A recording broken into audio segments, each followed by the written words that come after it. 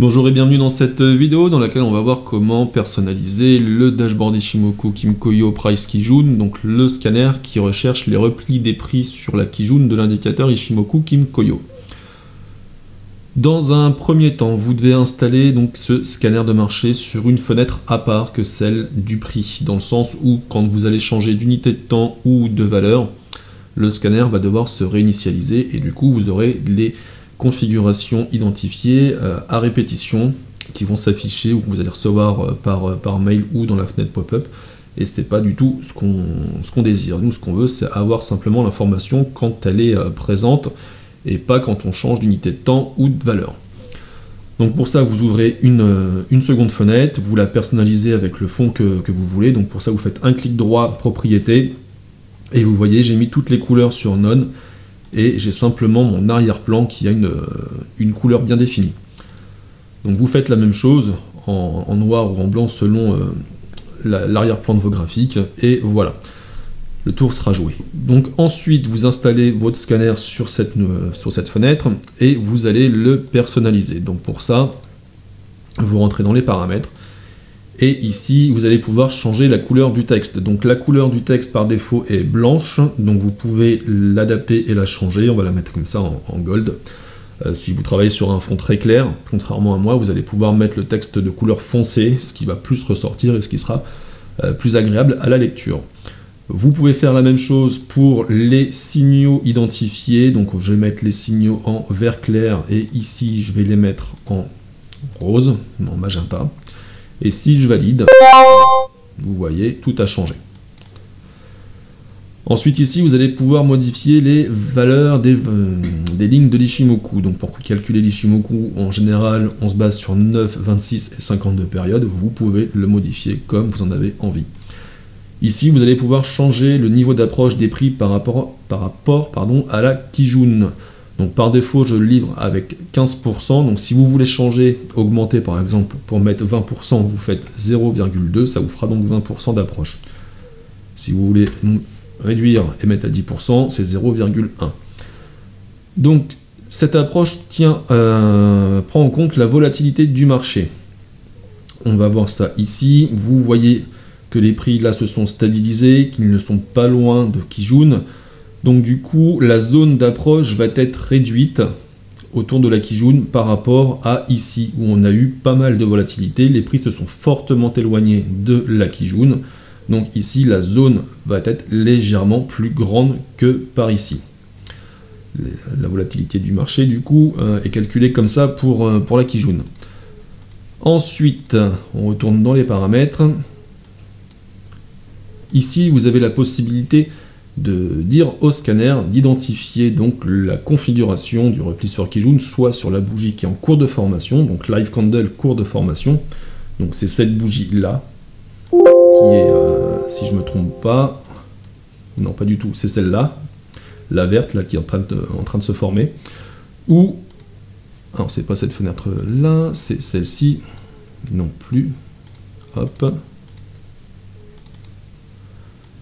ou de choisir sur Last Candle. Donc Last Candle, ça va être analysé sur cette bougie-là, la dernière bougie entière, et non plus celle qui est en cours de formation. Donc celle qui est en cours de formation, ça peut être utile si vous voulez anticiper des retournements sur des unités de temps inférieures.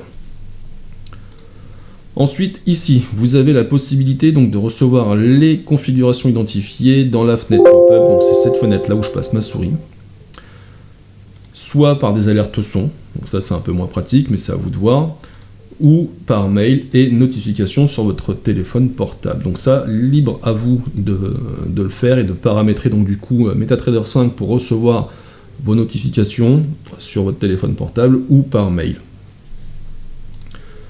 Ensuite ici, si vous faites tourner votre PC en permanence ou si vous installez votre plateforme MT5 sur un PC virtuel, vous pouvez dire au scanner de recevoir les configurations entre un créneau horaire bien précis. Donc par exemple, si vous voulez les recevoir à partir de 9 h du matin, vous faites un double clic dans la case, vous faites 0,9, 2 points, ou une petite séparation, peu importe, et un double 0.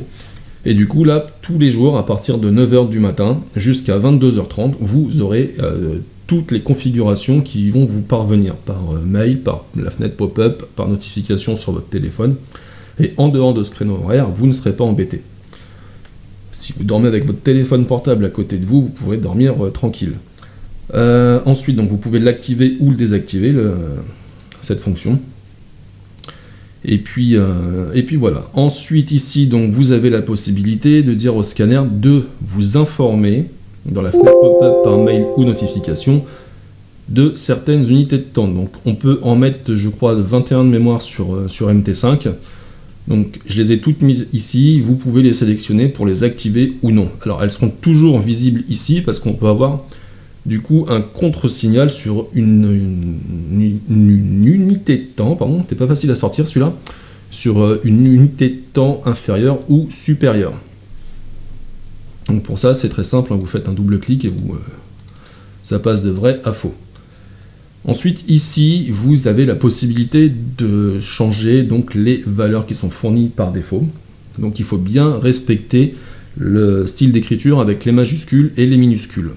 Et petite chose à savoir, c'est que par exemple ici, si on veut scanner le SP500, on voit qu'il y a un petit M. Donc, tous les brokers ne le font pas, mais certains le rajoutent.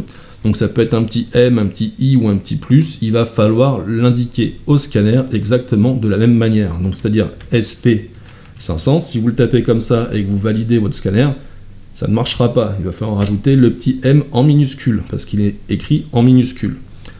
Pareil pour le Brent, ici, on n'a que le B qui est en majuscule, le reste est en minuscule, donc dans le scanner, il va falloir le rentrer comme ça, exactement pareil. Sinon ça ne marchera pas.